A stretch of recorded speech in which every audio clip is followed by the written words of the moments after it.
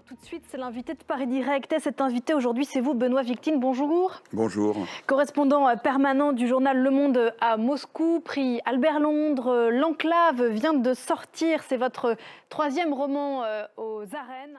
On évoquait à l'instant, Damien Lefezet, l'élection présidentielle américaine du mois de novembre.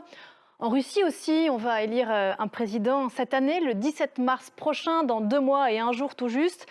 Vladimir Poutine, qui est au pouvoir depuis 1999, brigue un 5e mandat. Sa réélection, faute d'opposition, est écrite d'avance.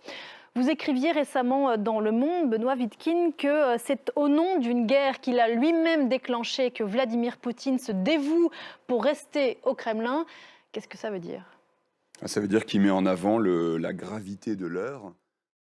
Ça veut dire quoi ? C'est quoi la promesse faite aux Russes après presque 2 ans de conflit là aujourd'hui ?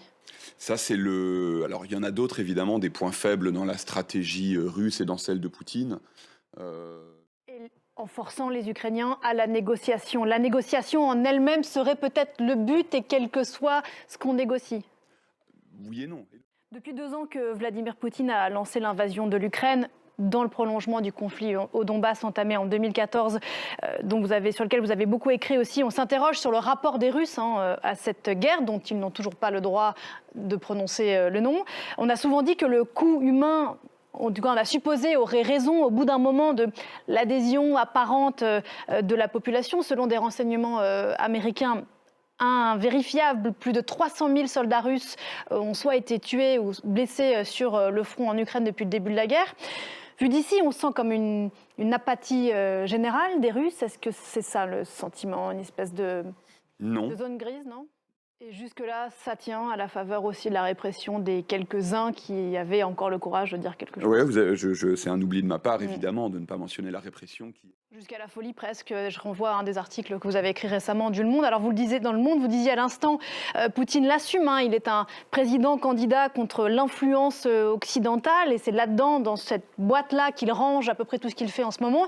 C'est à ce titre aussi qu'on sent que l'étau se resserre sur la société russe. On parlait de la communauté LGBT ces dernières semaines, c'est le cas aussi pour le droit à l'IVG. Petit à petit, ça se serre comme ça ? Oui, c'est en parallèle de la guerre. Alors. Quelle liberté dans la Russie de Vladimir Poutine, question qui résonne avec le propos de votre roman dont je parlais tout à l'heure, dans lequel le mot liberté revient d'ailleurs inlassablement.